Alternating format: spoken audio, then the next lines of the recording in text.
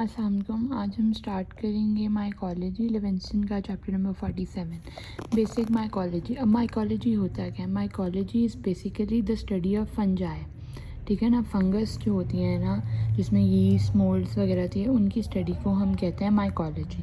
अब फंजाई की प्रॉपर्टीज़ क्या होती है? फंजाई की प्रॉपर्टीज़ ये होती हैं कि डिफ्रेंशिएट करती हैं from the bacteria due to different properties.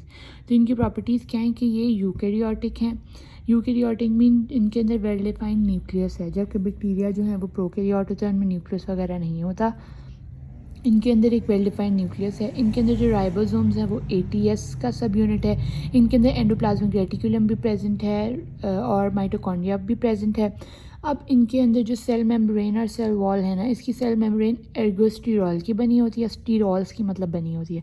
जबकि जो बैक्टीरिया होता है ना, उसमें सिर्फ एक ही बैक्टीरिया है जो कि माइकोप्लाज्मा निमोनियाe, जो एटिपिकल निमोनिया कॉज करवाता है, सिर्फ उसी की सेल वॉल जो है वो एर्गोस्टिरॉल मतलब स्टीरॉल्स की बनी होती है। अदरवाइज बैक्टीरिया की सेल मेम्ब्रेन, अदरवाइज बैक्टीरिया की सेल मेम्ब्रेन जो है वो एर्गोस्टिरॉल की नहीं बनी होती, सिर्फ फंजाई की सेल मेम्ब्रेन एर्गोस्टिरॉल की बनी होती है। सेल वॉल जो है बैक्टीरिया की वो काइटिन की बनी होती है। तो काइटिन क्या होता है? It is composed of polysaccharide, which is long chain of N-acetylglucosamine। N-acetylglucosamine की लॉन्ग चेन्स काइटिन बनाती हैं और बीटा ग्लूकोन वगैरह से cell wall of the fungi बनी होती है। जबकि जो बैक्टीरिया की सेल वॉल है वो पेप्टिडोग्लाइकन से बनी होती है, तो फंजाई की सेल वॉल पेप्टिडोग्लाइकन से नहीं बनी होती। तो ये कुछ इंपॉर्टेंट प्रॉपर्टीज़ हैं फंजाई की। उसकी सेल वॉल जो है वो काइटिन होती है और सेल मेम्ब्रेन में एर्गोस्टिरॉल होता है। अब क्या होता है? अब होती है इसकी जो है आगे रिप्रोडक्शन, तो वो स्पोर्स से होती है। अब एसेक्सुअल स्पोर्स और सेक्सुअल स्पोर्स। सेक्सुअल स्पोर्स से ये आगे कन्वर्ट हो जाती है ज़ाइगोस्पोर्स में, एस्कोस्पोर्स में और बेसिडियोस्पोर्स में।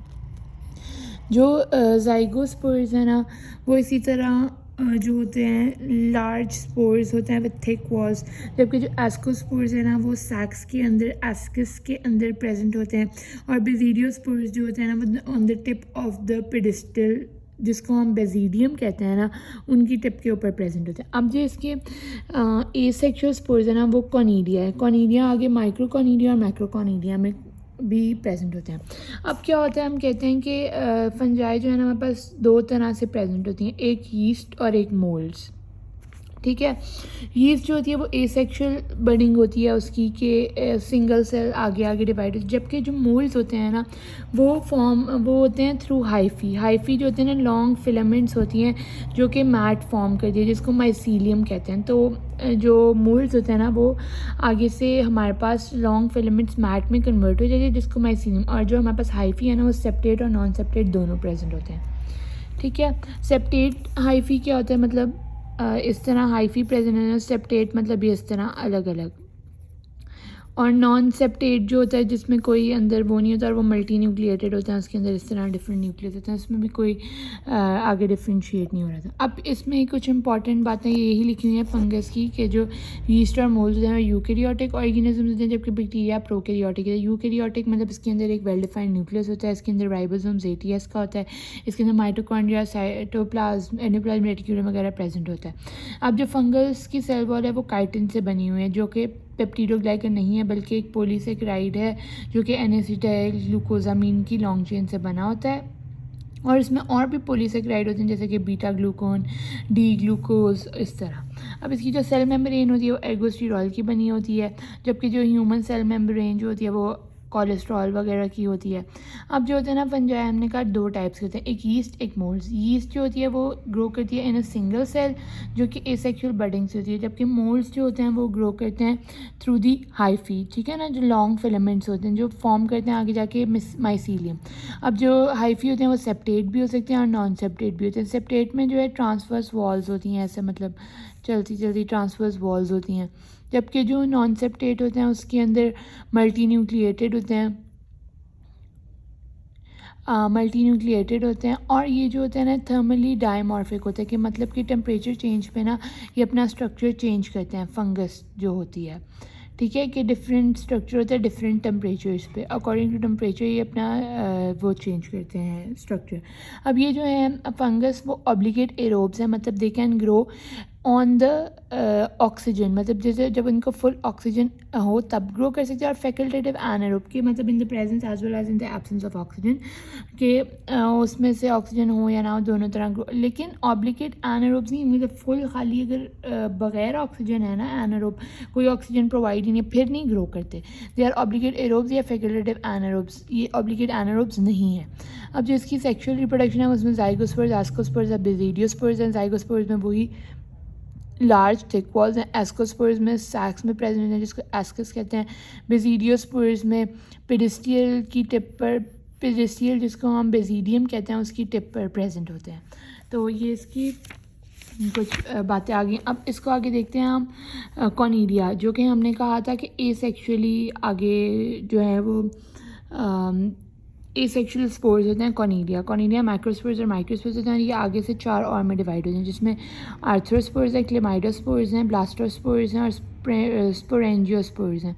अब जो आर्थ्रोस्पोर्स हैं ना वो होते हैं by the fragmentation of the ends of hyphae. Hyphae जहाँ पर ख़त्म होता है ना, हाइफीज जहाँ पर भी ख़त्म हो उनकी एंड से ना जो है आर्थ्रोस्पोर्स बनना शुरू होते हैं। उनकी एंड के फ्रेगमेंट्स, मतलब कि उनकी एंड अलग अलग हो जाए तो वो क्या बना देते हैं, आर्थ्रोस्पोर्स। जबकि क्लेमाइडोस्पोर्स जो हैं वो राउंडेड होते हैं, थिक वॉल्ड होते हैं, ठीक है, राउंडेड होते हैं, उनकी वॉल बहुत मोटी होती है और रेजिस्टेंस भी काफ़ी होते हैं क्लेमाइडोस्पोर्स।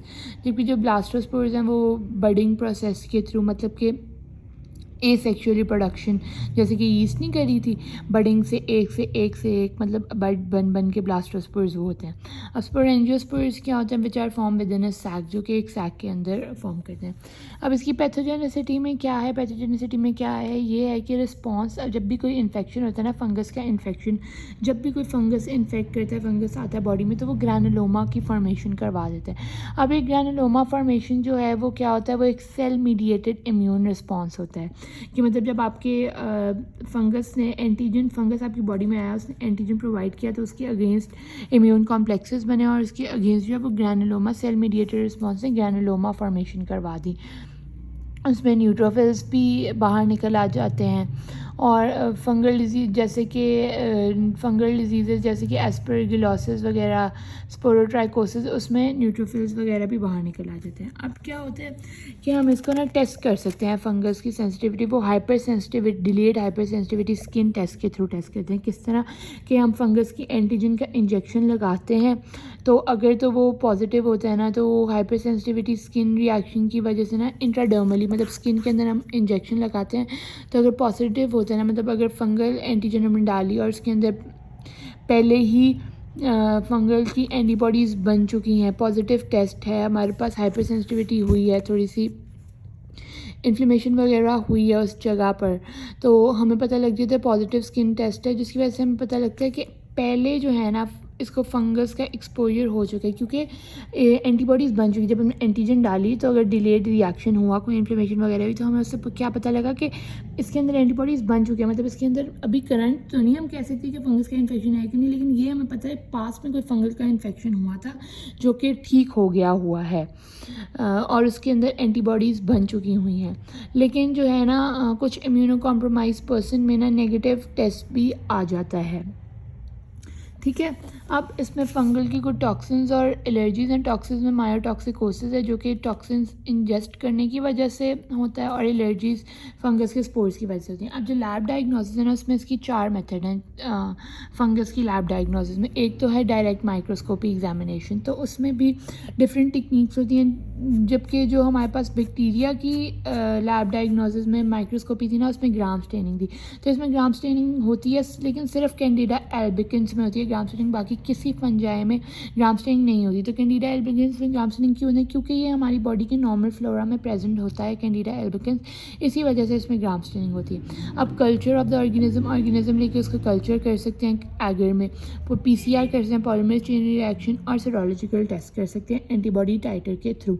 ये इंक्रीज एंटीबॉडी टाइटर होता है तो हमें पता लग जाता है कि इन्फेक्शन है। अब जो हमारे पास सेरोलॉजिकल टेस्ट है ना, उसमें हमारे पास सेब्रॉइड्स एगर आ जाता है। सेब्रॉइड्स एगर क्या होता है, इसके अंदर सिर्फ ग्रोथ होती है फंजाई की, बैक्टीरिया की ग्रोथ नहीं होती। क्यों? क्योंकि इसमें वो क्या करता है कि लो pH होती है, जिसकी वजह से बैक्टीरिया की ग्रोथ को इनहिबिट कर देती है।